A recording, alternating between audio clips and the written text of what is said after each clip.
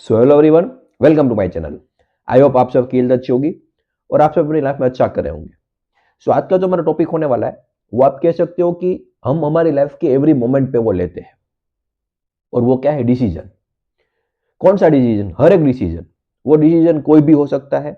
आज हम उसकी डिटेल में बात करेंगे कि हम कोई भी डिसीजन कैसे ले सकते हैं और हम किस तरीके से ट्राई करें कि वो डिसीजन हमेशा सही हो। राइट? तो इस वीडियो को ध्यान से देखना और पूरा समझने की ट्राई करना, बिकॉज ये बहुत इंपॉर्टेंट होने वाला है। वाई? बिकॉज आप खुद इमेजिन करो कि आप जब सुबह उठते हो तब आपके पास डिसीजन होता है कि मैं उठूं या ना उठूं, और जब आप सोते हो तब डिसीजन होता है कि मैं सोऊं या ना सोऊं। इसका मतलब क्या हुआ कि आप जब जागते हो और जब आप सोते हो तभी से डिसीजन स्टार्ट हो जाता है, तभी से आप डिसीजन लेते हो। फिर आप नहाने जाओ या ना जाओ, ठीक है, फिर आप स्कूल जाओ या ना जाओ, या जॉब पे जाओ ना जाओ, ये सब क्या डिसीजन है। हर मोमेंट पे हमारी लाइफ में कोई ना कोई डिसीजन होता है, बिकॉज ये डिसीजन एक दिन की बात नहीं है। एक दिन में अगर आप इतने सारे डिसीजन लेते हो तो इसका मतलब आप पूरी लाइफ, आपकी पूरी लाइफ आपके डिसीजन के ऊपर बेस्ड होती है। जिस तरीके के डिसीजन लोगे उसी तरीके के एक्शन आएंगे, और जिस तरीके के एक्शन होंगे उसी तरीके के आपके लाइफ में रिजल्ट आएंगे, और उसी तरीके की आपकी लाइफ बनेगी। इसके लिए मैं समझता हूँ कि आपकी लाइफ कैसी होने वाली है फ्यूचर में, उसका बहुत इंपॉर्टेंट फैक्टर है, बहुत इंपॉर्टेंट पार्ट डिसीजन है कि आप डिसीजन किस तरीके से लेते हो। और ये बिल्कुल भी छोटा टॉपिक नहीं है, बहुत ही इंपॉर्टेंट टॉपिक है। तो इस वीडियो को ध्यान से देखना, ठीक है, और पूरा समझने की ट्राई करना।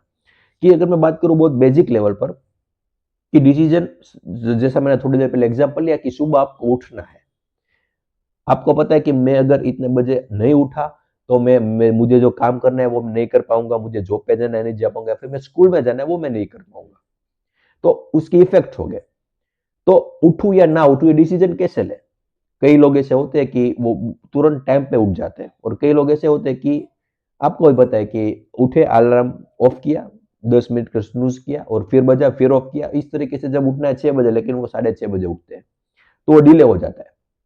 राइट? तो ऑन द टाइम हम किस तरीके से उठ पाए, तो इसका बहुत ही इजी सा एक्सप्लेनेशन, बहुत ही इजी से अंडरस्टैंडिंग है कि वहां पर देखो कि लॉन्ग टर्म में क्या होने वाला है। आप उठते क्यों नहीं हो? बिकॉज आप शॉर्ट टर्म प्लेजर में जीते हो। मुझे अभी थोड़ी देर और सोने दो ना, ठंडी है, अपने ब्लैंकेट आपके ऊपर है, और आपको वहां से बाहर निकलने का मन नहीं हो रहा है। वाई? बिकॉज आप शॉर्ट टर्म प्लेजर में जी रहे हो। बट आपको अगर तुरंत उस आपके माइंड में ये आ जाए कि अगर मैं आज नहीं उठा तो क्या दिक्कत आ सकती है, आप स्कूल नहीं जा पाओगे, या फिर आप जॉब पर नहीं जा पाओगे, या फिर आपको जो काम करना है वो नहीं कर पाओगे।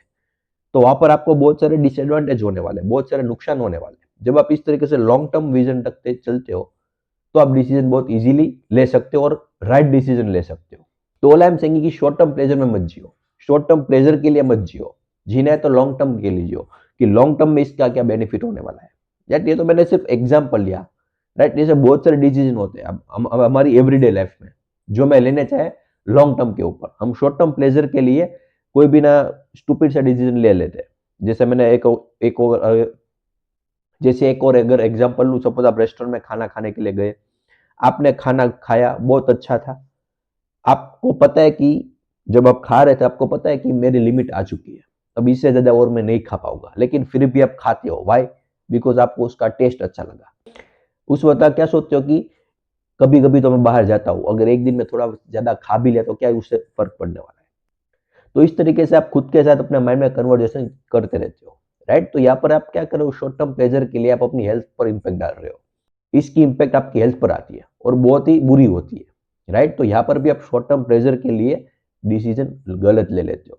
तो वहां पर भी क्या देखना है कि अगर मैंने यहाँ पर खा लिया तो मेरी हेल्थ पर क्या इंपैक्ट आने वाला है। तो इस तरीके जो आप सोचते हो डिसीजन वहां पर सही होता है। ये तो मैंने एवरीडे जो हमारा टास्क होता है उसकी बात की। बट एक स्टेप अगर और चले अब, कि हम ह्यूमन के साथ कोई भी जब बिहेवियर करते हैं, मतलब हमारे रिलेशन में, हम ऐसे डिसीजन कैसे ले जैसे प्रॉब्लम बहुत कम से कम हो, या फिर प्रॉब्लम हो ही ना। राइट? ऐसा तो पॉसिबल नहीं हो सकता, बिकॉज कभी ना किसी के साथ थोड़ी सी प्रॉब्लम तो होती ही रहती है। राइट? बिकॉज दोनों इंसान अलग है। जब एक साथ आते हैं तो प्रॉब्लम वहां पर क्रिएट होती है, बट हमें ट्राई करना है कि उसको मिनिमाइज कैसे करें। इसका भी अगर एग्जाम्पल, सपोज दो लोग हैं, एक को बहुत गुस्सा आ गया दूसरे के ऊपर, अब यहाँ पर दो उसके पास डिसीजन है कि या वो गुस्सा करे या ना करे। तो यहाँ पर भी सोचना कि अगर मैंने गुस्सा कर दिया तो मैं उस वक्त गुस्से में कुछ भी बोल दूंगा और सामने वालों को बुरा भी लग सकता है, और उसका इंपैक्ट हमारे रिलेशन पर भी आ सकता है। तो यहाँ पर आपने लॉन्ग टर्म जो थिंकिंग है वो यहाँ पर आपने यूज की। और यहाँ पर अगर आप लॉन्ग टर्म ना सोचते तो आप वहां पर तुरंत गुस्सा कर देते और कुछ ना कुछ गलत बोल देते, राइट। तो यहाँ पर भी और ये सब प्रैक्टिस से आता है, राइट। ऐसा नहीं है कि ये आपने सुन लिया और कल आपको गुस्सा है और आपने वहां पर कुछ नहीं कहा, आप कहोगे, बट बार बार खुद को याद दिलाना है कि इसकी वजह से इम्पैक्ट क्या क्या आता है मेरी लाइफ में। तो इस तरीके जब आप कंटिन्यूअसली खुद को याद दिलाते रहते हो तो प्रैक्टिस की वजह से धीरे धीरे आपके जो ये प्रॉब्लम्स है वो बहुत कम होने लगते हैं, जो आप डिसीजन है वो आप सही लेने लगते हो। तो ऐसे केसेस में आपको सबसे ज्यादा समझना होगा सामने वाले इंसान को कि अगर मैंने ये किया तो उसका इम्पैक्ट सामने वालों पर क्या आ सकता है। इसके लिए आपको सामने वालों को समझना पड़ेगा, इसका मतलब आपको इंसान को समझना पड़ेगा। तो इतने सारे इंसान को आप कैसे समझोगे? तो इसका बहुत इजी सा रास्ता है कि खुद को समझो। आप खुद भी इंसान ही हो, राइट। तो अगर आपने खुद को समझ लिया तो सामने वालों को भी समझ लिया। अगर आपने खुद के माइंड को खुद के ब्रेन को समझ लिया तो आपने सामने वाले के माइंड को भी समझ लिया, बिकॉज जो हमारा ब्रेन होता है वो सेम तरीके से वर्क करता है। ऐसा नहीं कि मेरा अलग तरीके से वर्क करेगा, आपका अलग तरीके से वर्क करेगा और किसी तीसरे का कोई तीसरे तरीके से अलग तरीके से वर्क करेगा, ऐसा नहीं हो सकता। माइंड सबका एक ही तरीके से वर्क करता है। तो अगर आपने खुद के माइंड को समझ लिया, आपको खुद को पता चल गया कि अगर मैं ऐसा बोलूंगा तो मुझे ऐसा लगेगा, मैं ऐसा फील करूंगा तो सामने वाला भी ऐसा ही फील करेगा, तब आप ये सब नहीं बोलते। तो उस वक्त आप बहुत सही डिसीजन लेते हो, राइट। तो इसलिए स्टडी करना ह्यूमन बिहेवियर को बहुत इंपॉर्टेंट है। खुद को समझना, खुद के ब्रेन को समझना, खुद के माइंड को समझना बहुत ही ज्यादा इंपॉर्टेंट है। ये सिर्फ आपके लिए नहीं लेकिन दूसरों के लिए भी बेनिफिशियल हो सकता है, राइट। तो ये तो हमने बात की ह्यूमन के बारे में। अब अगर मैं एक और स्टेप जाऊँ कि सपोज आपकी लाइफ में बहुत सारे डिसीजन आते हैं लेकिन दो जो ऐसे डिसीजन होते हैं वो सबसे मेजर होते हैं। One is career and second one is marriage. तो अगर मैं करियर की बात करूं कि करियर में हम किस तरीके से डिसीजन ले सकते हैं, तो यहाँ पर सबसे ज्यादा इंपॉर्टेंट रोल प्ले करता है कि इंफॉर्मेशन, आज के टाइम को समझना। मैं भी आज से अगर मैं 20-30 साल पहले की बात करूं तो वहां पर जो 20-30 साल में चेंजेस आते थे अब वो 2-3 साल में या फिर 5 साल में चेंजेस आने लगे हैं। वहां पर जो ट्रांसफॉर्मेशन की स्पीड थी, अब जो स्पीड है वो बहुत ही ज्यादा है। तो यहाँ पर आपको खुद को बहुत अपग्रेड करते रहना पड़ेगा, राइट। आप जो मे बी आप जो भी अभी जॉब कर रहे हो मे बी उसके 2-3 साल के बाद उसका कोई एग्जिस्टेंस ही ना हो, उसका कोई अस्तित्व ही ना हो, तब आप क्या करोगे? तो अगर उस टाइम पर आपके अंदर इंफॉर्मेशन होगी, आपके अंदर नए नए आइडियाज क्रिएट होंगे। आइडियाज कैसे होते हैं? जैसा मैंने कहा कि इंफॉर्मेशन के बेस के ऊपर, कि आपको पता है कि इंफॉर्मेशन मतलब दुनिया में क्या चल रहा है आजकल, किस किस तरह की प्रॉब्लम चल रही है। अगर आपके पास इंफॉर्मेशन है और प्रॉब्लम्स है तो वहां पर आप सोल्यूशन भी उसका फाइंड आउट कर सकते हो कि इस प्रॉब्लम को मैं इस तरीके से सोल्व करूंगा। और अगर आपने वो सीख लिया तो आप कुछ भी बिजनेस भी कर सकते हो। और प्रॉब्लम का सोल्यूशन मतलब बिजनेस, राइट। आप किसी को सोल्यूशन दो, आपको पैसे देगा, बात खत्म। तो इस तरीके से आप अपने करियर को भी चूज कर सकते हो। आप जो भी आप बिजनेस में, कोई सपोज आपको बिजनेस में डिसीजन लेना है तो वो कैसे लोगे? तो वहां पर आपको स्टडी करना पड़ेगा, जो आप बिजनेस में हो उस बिजनेस में टॉप पर कौन है, वो जो भी सिचुएशन में था तब उन्होंने क्या किया, उन्होंने किस तरीके से बिजनेस किया था, उन्होंने किस तरीके से डिसीजन लिए थे जिसकी वजह से उनका बिजनेस इतना ग्रो कर गया। तो वहां पर आपको मेंटरशिप की जरूरत पड़ेगी, किसी के पास सीखना पड़ेगा आपको, राइट। तो इस तरीके से आपको सोचना पड़ेगा कि किस वक्त पर किस अंडरस्टैंडिंग की जरूरत है, कहां पर क्या डिसीजन लेना है, बिकॉज डिसीजन ही सबसे इंपॉर्टेंट है। और अगर आप ऐसा कहोगे कि मैं बिजनेस में मैंने कोई डिसीजन लिया और वो सही है, अभी नहीं कह सकते आप, बिकॉज आज जो भी बिजनेस में ऐसा कह रहा है कि मैंने 10 साल पहले जो डिसीजन लिया था वो सही था, वो अब कैसे कह रहा है? बिकॉज उसने जो डिसीजन लिया उसका जो इम्पैक्ट है 10 साल बाद वो बहुत ही अच्छा था, उनकी उस डिसीजन की वजह से उनकी कंपनी ने बहुत अच्छा किया, इसलिए वो बोल रहे हैं कि 10 साल पहले जब मैंने डिसीजन लिया वो सही था। हाँ, वो आपने कितना पर रिसर्च किया हो, कितना भी स्टडी किया हो, लेकिन अभी इस वक्त आपने कोई डिसीजन लिया और आप नहीं कह सकते कि ये सही ही होगा। हाँ, उसकी प्रोबेबिलिटी बढ़ सकती है, 99% चांस है कि वो डिसीजन सही ही होगा, लेकिन 100% चांस कभी भी नहीं हो सकता कोई भी डिसीजन का। वो आप कब कह सकते हो? जब आप 10-20 साल के बाद उस डिसीजन का जो रिजल्ट होगा उसको देख करके बोल सकते हो पास्ट में कि जो मैंने डिसीजन लिया था वो सही था, राइट। तो राइट डिसीजन जैसा कोई भी वर्ड नहीं है।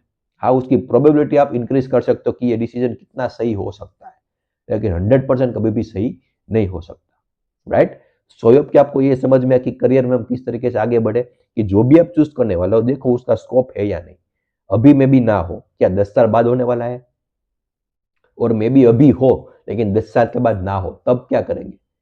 तो इसके लिए जैसा मैंने कहा कि खुद को कॉन्स्टेंटली अपग्रेड करना पड़ेगा इन्फॉर्मेशन के साथ, राइट। और मैं अगर एक और बात करूं कि मैरिज, सबसे इंपॉर्टेंट डिसीजन, बिकॉज आप एक इंसान के साथ अपनी पूरी लाइफ बिताने वाले हो, तो उसको किस तरीके से हम चूज करें। तो यहाँ पर भी सेम, जैसा मैंने थोड़ी देर पहले कहा कि ह्यूमन को समझना होगा। इसका मतलब आपको खुद को पहले समझना होगा, खुद के ब्रेन को समझना होगा। खुद को अगर आपने समझ लिया, खुद की पर्सनालिटी को समझ लिया, तो आपको भी पता चलेगा कि मुझे किस तरीके के इंसान के साथ रहना अच्छा लगता है, किस तरीके की चीजें जब कोई करता है तो मुझे अच्छा लगता है। सबसे इंपॉर्टेंट यहाँ पर चीज है कि सामने वाला जो इंसान है वो इंसान होना चाहिए। आजकल यही सबसे बड़ी प्रॉब्लम कि इंसान होते ही नहीं है। ये अगर आपने चूज कर लिया कि इंसान को हम चूज कैसे करें, समझ हम कैसे सकते हैं कि सामने वाला इंसान एक्चुअल में इंसान है या नहीं। तो एक मूवी में इसको बहुत बेहतरीन तरीके से एक्सप्लेन किया। आई होप कि अगर आपने मूवी देखी लगे रहो मुन्ना भाई, वहां पर दो लोग जैसे जब फर्स्ट टाइम मिलते हैं, तो वहां पर जो लड़की है वो पूछती है संजय दत्त से कि मैं किस तरीके चूज करूं कि ये जो सामने वाला इंसान है वो सही है या नहीं। तो उसने बहुत इजीली कहा कि देखो कि वो वेटर को किस तरीके से बुला रहा है, सिटी मार के या ऐसा करके बुला रहा है, तो इसका मतलब वो सही नहीं है, तो उसी टाइम पे वहां से आप निकल लो। राइट। और ये बहुत सही है, बिकॉज आप सामने वाला के किस तरीके से डिपेंड नहीं करता कि सामने वाला इंसान कौन है, ऊपर है या नीचे, मतलब वो बहुत सक्सेसफुल है या नहीं है, इसके ऊपर वो बिल्कुल भी डिपेंड नहीं करता है। उसका बिहेवियर किस तरीके से सबके साथ सेम होना चाहिए, चाहे वो वॉचमैन हो या फिर उस बिल्डिंग का मालिक हो। अगर वो बिहेवियर सेम है, that means he is a person, मतलब वो इंसान है। बाकी की बात भी हम देख सकते हैं। तो ये सबसे इंपॉर्टेंट चीज है। सो आई होप कि आपको समझ में आया जो भी मैं इस वीडियो के थ्रू डिस्कस करना चाहता था, कि हम सही डिसीजन कैसे लें। इसका आंसर है कि सही डिसीजन जैसी कोई भी चीज नहीं होती है। हाँ, आप अपनी प्रोबेबिलिटी इंक्रीज कर सकते हो, जैसा मैंने कहा कि वो कितने प्रतिशत सही हो सकता है।